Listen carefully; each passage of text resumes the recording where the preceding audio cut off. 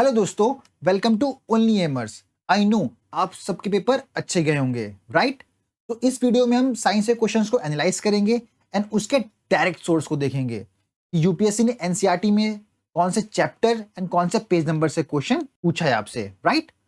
सो हमारा first question है, bacteria have an undefined nuclear reason which lacks a nuclear membrane and contains only DNA without protein. Such a reason is called।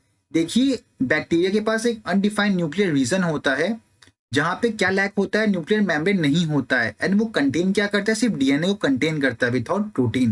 And देखिए, अब इस statement से ना UPSC आपसे further question पूछ सकता है सीएपीएफ या फिर सीडीएस 2024 में, राइट? तो इस स्टेटमेंट को अच्छे से पढ़ लीजिएगा, समझ लीजिएगा। एंड देखिए, ये जो क्वेश्चन है ना, ये क्वेश्चन आप अपने टेक्स्ट बुक से भी राइट करके आ सकते थे, इवन आप पीवाईक्यू के बेसिस पे भी राइट करके आ सकते थे, राइट? देखिए, एनडीए 2020 में क्वेश्चन आया था आपका, in prokaryotic organism nuclear region is not surrounded by a membrane, this undefined nuclear region is known as. इसका आंसर आपका न्यूक्लियोइड आ जाएगा, राइट? एंड अगर हम टेक्स्ट बुक में देखें तो यहाँ आपको क्लियरली पेज नंबर 62 में मेंशन किया गया है 9th क्लास की। Like bacteria, the nuclear region of the cell may be poorly defined due to absence of nuclear membrane. Such an undefined nuclear region containing only nuclei acid is called nucleoid, right? तो इसका answer आपका D आ जाएगा। Okay, देखिए, ये directly आपका NCERT से question था। अब जिस बच्चे ने इसको ए मार्क करके आया उसका राइट हो जाएगा, सॉरी रॉन्ग हो जाएगा। इस तरह जो भी आपके डायरेक्टली एनसीईआरटी से क्वेश्चन पूछा जाता है एग्जाम में, वो क्वेश्चन आपको अच्छे से अटेम्प्ट करना है, गलती से भी गलत करके नहीं आना है, बिकॉज यही सारे क्वेश्चंस आपको अच्छे मार्क्स दिला के जाते हैं, क्योंकि डायरेक्टली क्वेश्चन है। यहाँ पे कुछ इनडायरेक्टली यूपीएससी ने आपसे पूछा ही नहीं है, डायरेक्टली पैराग्राफ दिया है, उसमें से स्टेटमेंट यूपीएससी ने पिक किया है एंड आपको दे दिया है, राइट? सो नेक्स्ट क्वेश्चन है हमारा, chromosomes are composed of DNA and. देखिए, ये भी क्वेश्चन आपका डायरेक्टली एनसीईआरटी में गिवन है। आप देख सकते हैं एक पैराग्राफ से यूपीएससी ने आपसे 2 क्वेश्चन पूछ लिया है, राइट? एंड ऐसा नहीं है यूपीएससी ने सिर्फ अभी ही क्वेश्चन पूछा इस पैराग्राफ से, यूपीएससी ने ऑलरेडी इस पैराग्राफ से क्वेश्चन पूछा हुआ है, राइट? तो इसका आंसर आपका सी आ जाएगा, प्रोटीन। देखिए, क्लियरली मेंशन है, chromosomes are composed of DNA and protein, right? And इसका रेफरेंस आप सीएपीएफ 2020 में ऑलरेडी क्वेश्चन पूछा गया, वहां से ले सकते हैं। ओके, सो नेक्स्ट क्वेश्चन है हमारा। देखिए, इस क्वेश्चन में यूपीएससी ने आपको डायग्राम दे दिया गया है एंड आपको उसके पार्ट्स बताने हैं, राइट? देखिए, क्वेश्चन बहुत इजी है। अगर आपको सिर्फ एक न्यूक्लियस पता होता ना, बहुत इजीली इसका आंसर सी मार्क करके आ गए होते हैं, राइट? देखिए, ये जो बीच में सर्कल टाइप का है, ये आपका 4th नंबर पे क्या आ जाएगा, न्यूक्लियस आ जाएगा, तो इसका आंसर आपका सी हो जाएगा। देखिए, आप इस क्वेश्चन से और क्या सीखते हैं, यूपीएससी आपको डायग्राम बेसिस भी क्वेश्चन पूछता है, तो इन फ्यूचर भी यूपीएससी आपसे डायग्राम बेसिस पे क्वेश्चन पूछ सकता है। जितने भी डायग्राम है आपकी बुक में, आपको अच्छे से गो थ्रू होना है उन सब से, राइट? देखिए, मैं हमेशा बोलता हूँ, बॉक्सेस एंड डायग्राम आपको इस पे अच्छे से फोकस करने हैं। अभी आप आगे देखेंगे कि यूपीएससी ने कितने सारे क्वेश्चन बॉक्सेस से भी पूछे हैं, चाहे वो साइंस हो, जियोग्राफिक हो, हिस्ट्री हो एंड पॉलिटी हो, यूपीएससी बॉक्सेस से क्वेश्चन पूछता ही पूछता है, राइट? तो आपको ऐसे ही कवर करना है। ओके, सो नेक्स्ट क्वेश्चन है हमारा, which one of the following is the correct combination of organelles and their functions. देखिए, इस क्वेश्चन का सोर्स आपको एनसीईआरटी ही है, मैंने बस पेजेस ऐड नहीं किए हैं, लेकिन हम इसको पीवाईक्यू के बेसिस पे सॉल्व कर सकते थे इजिली, राइट? देखिए, जो माइटोकॉन्ड्रिया होता है वो आपका रेस्पिरेशन करता है, राइट? तो आपका ए हो सकता है, बी हो सकता है, सी हो सकता है, डी तो नहीं होगा, राइट? एंड आपका जो राइबोसोम होता है वो क्या करता है, वो प्रोटीन मैन्युफैक्चर करता है, राइट? तो ये आपका ए हो सकता है, बी तो नहीं होगा, ट्रांसपोर्ट नहीं करता है बिकॉज वो मैन्युफैक्चर करता है, एंड फोटोसिंथेसाइज भी वो नहीं करता, राइट? तो इसका आंसर आपका ए आ जाएगा। ओके, एंडोप्लाज्मिक रेटिकुलम क्या करता है, ये ट्रांसपोर्ट ऑफ प्रोटीन करता है, राइट? आप यहाँ से इसको देख लेंगे। ओके, सो नेक्स्ट क्वेश्चन है हमारा, which of the following statement regarding acid is not correct. देखिए, यहाँ पे जितने भी एसिड के बारे में दिया गया है ना, ये सारे के सारे पीवाईक्यूज आए हुए हैं कोई ना कोई एग्जाम में, चाहे वो सीएपीएफ का एग्जाम हो, सीडीएस का हो या फिर आपका एनडीए हो, राइट? इस बॉक्स से यूपीएससी फ्रीक्वेंटली क्वेश्चन पूछता ही रहता है, चाहे वो सीडीएस हो, एनडीए हो या फिर सीएपीएफ हो, राइट? आप देख सकते हैं। तो इसका आंसर आपका सी आ जाएगा, ये नॉट करेक्ट पूछा, राइट? आपका ऑक्सैलिक एसिड कहाँ पाया जाता है? ये पाया जाता है टमाटो में, राइट? आप यहां से देख सकते हैं, यहाँ सीडीएस 21 का पी बाई क्यू है ऑलरेडी। देखिए, मैं इसलिए बोलता हूँ पी बाई क्यू की इंपॉर्टेंस बहुत है। यूपीएससी बहुत सारे क्वेश्चंस फ्रेम करता है पी बाई क्यू के हिसाब से। एक छोटे से नॉलेज की वजह से आप देख सकते हैं कि आप क्वेश्चन को राइट करके आ सकते थे, राइट? तो नेक्स्ट क्वेश्चन है हमारा, cell wall is absent in which of the following organism? देखिए, जो यूकैरियोटिक होते हैं उसके अंदर दो ग्रुप्स आते हैं, एक आता है आपका यूनिसेलुलर का, एक आता है मल्टी सेलुलर का, राइट? एंड मल्टी सेलुलर के अंदर दो ग्रुप्स आते हैं, एक आता है आपका विथ सेल वॉल आता है, एक आता है आपका without cell wall, right? And जो विथआउट सेल वॉल होते हैं उसके अंदर आपका आता है एनिमिलिया, राइट? एंड जो आपका एनिमिलिया है उसके अंदर क्या आता है? उसके अंदर आता है प्लेटी हेलमेंथिस, राइट?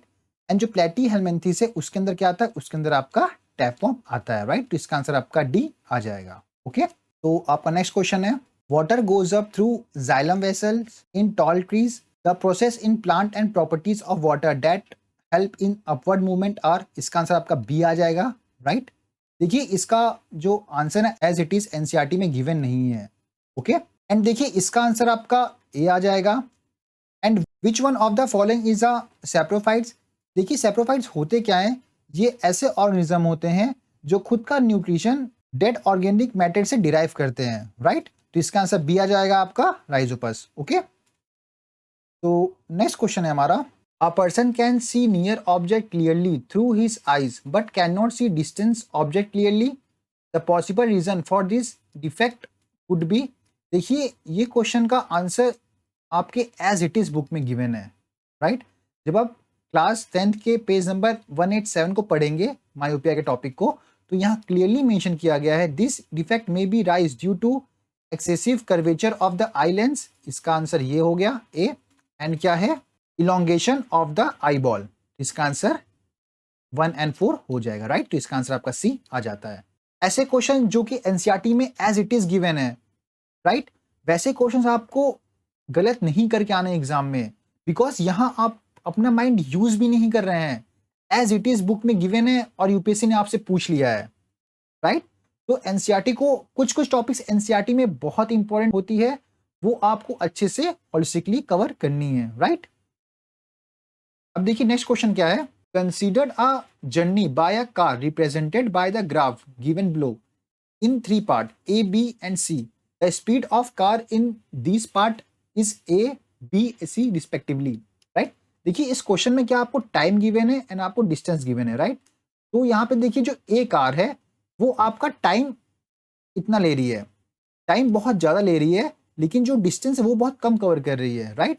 एंड वहीं अगर हम बी कार को देखते हैं, वो आपका टाइम बहुत कम ले रही है, लेकिन आपका डिस्टेंस बहुत ज़्यादा कवर कर रही है, राइट? एंड सी तो बहुत ही कम कर रही है, तो आपका पहले बी आ जाएगा फर्स्ट पे, उसके बाद ए कार आएगी एंड उसके बाद सी कार आएगी, राइट, थर्ड पे। तो इसका आंसर आपका बी हो जाएगा। ओके, तो नेक्स्ट क्वेश्चन है हमारा, a concave mirror of radius of curvature 50 centimetre is used to form an image of an object kept at a distance of 20 centimeter from the mirror on its principal axis, right? What will be the position of a image from the mirror? देखिए, जब ये formula है, आप इस formula में value को put करेंगे तो आपको इसका आंसर एट इन्फिनाइट मिलेगा, राइट? तो इसका आंसर आपका ए आ जाएगा। हमने ऑलरेडी आपके लिए सॉल्व कर दिया, तो आप यहाँ से देख लेंगे। एंड अगर आपको कॉन्सेप्ट समझना है तो आप यहाँ क्लास 10th पेज नंबर 181 पे जाएंगे, तो वहां पे ऑलरेडी ये सारी चीजें गिवन है। ओके, तो नेक्स्ट क्वेश्चन है हमारा, if the moon is brought closer to the earth such that its distance from the earth become half of the original distance, then the gravitational force of attraction between the earth and the moon would. देखिए, इस question में पूछा गया है, जब moon को अर्थ के पास लेके आया जाएगा तो जो ओरिजिनल डिस्टेंस है मून का वो अर्थ के कहाँ हाफ हो जाएगा, राइट? तो जो दोनों के बीच में ग्रेविटेशनल फोर्स ऑफ अट्रैक्शन होगा वो कितना होगा अर्थ एंड मून के बीच में, राइट? देखिए, इसी के बेसिस पे यूपीएससी ने आपसे ऑलरेडी सीडीएस 2020 में क्वेश्चन पूछा था, if the distance between two object is increase by 2 times, the gravitational force between them will इसका आंसर डिक्रीज बाय 4 टाइम्स आ जाता। देखिए यहाँ पे जो दो ऑब्जेक्ट की बात कर रहा है ना, अब यूपीएससी ने क्या मून एंड आपको अर्थ दे दिया है, लेकिन कॉन्सेप्ट सेम है, बस यहाँ पे वैल्यू को चेंज कर दी गई है, राइट। आप देख लीजिएगा यहाँ पे हाफ पूछा, यहाँ पे 2 टाइम्स कर दिया है, राइट। यहाँ पे इंक्रीज है तो यहाँ पे क्लोजर आ गया है, राइट। इसका आंसर आपका डी आ जाएगा। हमने आपके लिए ऑलरेडी सॉल्व कर दिया है, तो आप यहाँ से इसका रेफरेंस ले सकते हैं, देख सकते हैं। ओके, तो नेक्स्ट क्वेश्चन है हमारा, sonic boom is produce when a source of sound travel at a speed. देखिए यहाँ क्लियरली ये बॉक्स में दिया गया है सोनिक बूम के टॉपिक पे, when the speed of any object exceed the speed of sound it is said to be travelling at a supersonic speed, right. इसका आंसर आपका ए आ जाएगा। देखिए कोई भी ऑब्जेक्ट है, अगर वो ऑब्जेक्ट स्पीड ऑफ साउंड को एक्सीड कर रहा है, राइट, मतलब उसके आगे जा रहा है, तो उसे क्या बोलते हैं, उसे सुपरसोनिक स्पीड बोलते हैं, राइट। तो नेक्स्ट क्वेश्चन है हमारा, which one of the following are the correct symbol for the element gold, tin and lead, right. देखिए इस क्वेश्चन को भी आप एनसीईआरटी के बेसिस पे राइट करके आ सकते थे, बिकॉज यहाँ पे यूपीएससी ने ऑलरेडी पीवाईक्यू पूछा हुआ है आपसे, राइट। इसका आंसर सी आ जाएगा। ओके, गोल्ड का क्या होता है, एयू होता है, टीन का एसएन होता है, लीड का पीबी होता है। आप यहाँ से रेफरेंस ले सकते हैं, ये रहा लीड का एंड ये रहा टीन का, right. How much percent of carbon dioxide is present in the atmosphere of Venus and Mars. देखिए ये क्वेश्चन का डायरेक्टली यूपीएससी ने आपके टेक्स्ट बुक से क्वेश्चन को लिया है, राइट। आप देख सकते हैं चैप्टर 14 में क्लास 9th के नेचुरल रिसोर्स के चैप्टर है आपका, वहां पे क्लियरली दिया गया carbon dioxide constitutes up to 95 to 97% of the atmosphere of Venus and Mars. इसका आंसर आपका क्या आ जाएगा, डी आ जाएगा, राइट। अब आप देखिए हमने कितने सारे ऊपर क्वेश्चंस को देखे, राइट। 3 to 4 क्वेश्चन को छोड़ के सारे के सारे क्वेश्चंस के बेस एनसीईआरटी ही हैं। देखो एनसीईआरटी को कोई भी नोट्स रिप्लेस नहीं कर सकता है, जो भी इंस्टीट्यूट देते हैं नोट्स वो एनसीईआरटी से ही बनते हैं, तो आप एनसीईआरटी को ही क्यों ना पढ़ो, राइट। आपको एनसीईआरटी बिटवीन द लाइंस और हर एक टॉपिक हर एक लाइन को पढ़ना पड़ेगा, बिकॉज यूपीएससी आपसे छोटी सी छोटी चीजों पे क्वेश्चंस फ्रेम करते हैं ना, आपसे पूछ लेता है। एंड वो टॉपिक बहुत ईजी रहेगा, सच में बहुत ईजी टॉपिक रहता है, लेकिन यूपीएससी उसमें से ऐसा क्वेश्चन पूछता है कि आप कंफ्यूज हो जाओगे एग्जाम में कि हमने ये कहाँ देखा था, कहाँ पढ़ा था। हमने टॉपिक पढ़ा तो है, लेकिन ऐसा कुछ एनसीईआरटी में तो गिवन नहीं है। लेकिन जब आप घर पे आओगे, बुक खोलोगे ना, आप देखोगे ना, शिट ये तो एनसीईआरटी में ऑलरेडी गिवन है, राइट। तो आपको सिर्फ एनसीईआरटी फॉलो करनी है, बहुत अच्छे से करनी है। ओके, तो नेक्स्ट क्वेश्चन है हमारा, which among the following method is use to separate the constituent present in a compound. देखिए जब आप ये टॉपिक को पढ़ेंगे ना, तो यहाँ से आपको समझ में आएगा इलेक्ट्रोकेमिकल मेथड इसका आंसर है, यहाँ क्लियरली आपको दिया गया, राइट ना। आप यकीन नहीं करेंगे, ऊपर भी स्टेटमेंट्स दी गई है। यहाँ से 2020 के बाद से चाहे सीएपीएफ हो, सीडीएस हो, यूपीएससी एक साथ छोड़े क्वेश्चंस पूछ रहा है। यहाँ जो बॉक्स है ना, यहाँ की जो नीचे, इसमें से भी सीडीएस में क्वेश्चन आया हुआ है एंड सीएपीएफ में भी इस पेज से आया हुआ है, राइट। तो आपको ऐसे ही देखना है कौन से टॉपिक से यूपीएससी क्वेश्चन पूछ रहा है, वहां पे पीवाईक्यू लिखना है एंड कौन से ईयर में आया हुआ है, राइट। फिर आपको उस टॉपिक को एंड उस पेज को बहुत अच्छे से रेफर करना है, पढ़ना है। ओके, तो नेक्स्ट क्वेश्चन है हमारा, during white washing of wall black line reacts slowly with carbon dioxide in air to form a thin layer of calcium carbonate on the wall. Which of the following reaction represent its correctly? देखिए एक बच्चा होगा, ये question को पढ़ के उसने answer right किया एंड वो खुश हो गया, राइट। लेकिन आपको ये कैसे पढ़ना है, आपको ये देखना है कि आप इस क्वेश्चन से और क्या सीखते हो, राइट। तो आप इस क्वेश्चन से और क्या सीखोगे। एंड देखिए इस क्वेश्चन में क्या है, इसमें एक तो क्या है, during white washing of walls slack lime react slowly होता है ये विथ कार्बन डाइऑक्साइड, राइट। आपसे पहला ये निकल गया carbon dioxide in air to form a thin layer of, ये किसकी लेयर बनाता है, ये कैल्शियम कार्बोनेट की लेयर बनाता है, राइट। तो देखिए आपको पीवाईक्यू को ऐसे ही यूटिलाइज करना है। पीवाईक्यू का मतलब ये नहीं होता है कि आप सिर्फ उसको देखो एंड उसके आंसर को टिक मारते हुए चलो, उससे क्वेश्चंस को रेफर करो कि उस क्वेश्चन से फर्दर यूपीएससी और क्वेश्चंस फ्रेम कर सकता है क्या। जी हाँ, बहुत सारे आपको क्वेश्चंस ऐसे मिलेंगे जो कि यूपीएससी ने क्वेश्चन से भी क्वेश्चंस फ्रेम किए हैं, राइट। तो इसका आंसर आपका डी आ जाएगा। देखिए ये क्वेश्चन को आप बहुत इजीली सॉल्व कर सकते थे, कैसे, अगर आपको स्लैक लाइम का केमिकल फॉर्मूला पता है, क्या होता है, CaOH होल ट्वाइस एक्वस होता है, राइट। अगर आपको ये पता है तो आप इजीली इसका आंसर आप डी मार्क करके आ सकते थे, बिकॉज ये तो होगा नहीं, ये तो होगा नहीं, अब बच्चा ये दोनों इसमें कंफ्यूज होंगे, तो एक्वस देख के आप इसको राइट कर सकते थे, राइट। एंड अगर आपको इसका रेफरेंस लेना है तो एज इट इज आपको यहाँ पे दिया गया है। देखिए बॉक्सेस मैं बोलता हूँ बहुत इंपॉर्टेंट होते हैं। आप देख सकते हैं 2-3 क्वेश्चन अब तक हम लोग देख चुके होंगे जो कि बॉक्स से आए हुए हैं, राइट। सो नेक्स्ट क्वेश्चन है हमारा, which one of the following equation is the balanced chemical equation for the given reaction.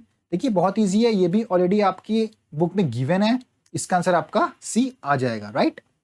तो नेक्स्ट क्वेश्चन है हमारा, the following diagram shows a pendulum at different position, which of the following statement is true. देखिए अगर pendulum are पे है, right, तो ये rest पे है। अगर पेंडुलम आर से एस पे चेंज होता है तो ऑफ कोर्स उसके अंदर कुछ तो एनर्जी जनरेट होगी, राइट, कुछ तो एनर्जी होगी उसके अंदर। तो यहाँ पे ऑप्शन क्या दिया गया है, पहला ऑप्शन है the pendulum has a minimum potential energy at a position of P and T. अब देखिए वहां मिनिमम है क्या पी एंड टी पे, जी नहीं मिनिमम नहीं है, तो मैक्सिमम है, राइट, तो ये होगा नहीं। एंड अगर क्यू आर की बात करें तो यहाँ मिनिमम है, क्यू आर मिनिमम कैसे होगी, मिनिमम तो आर पे होगी क्योंकि यहीं पे है ना बीच में, राइट।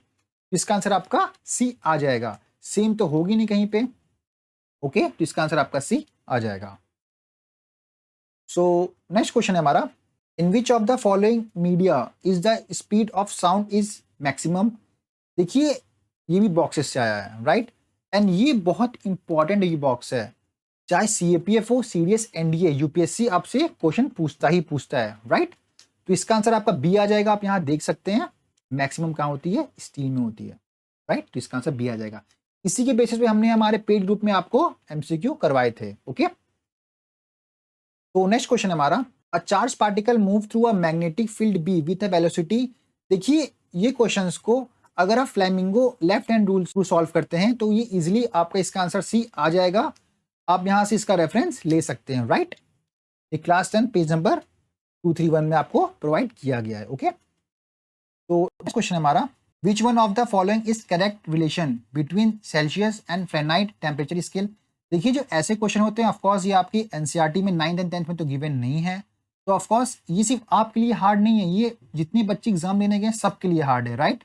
तो ऐसे क्वेश्चन को आप लीव करके आ रहे हो तो कोई दिक्कत नहीं है, लेकिन जो आपके एनसीईआरटी बेस पे हैं, जो आपके एनसीईआरटी से एज इट इज उठा के यूपीएससी पूछ रहा है, वो क्वेश्चन आप पे गलत नहीं होने चाहिए, राइट।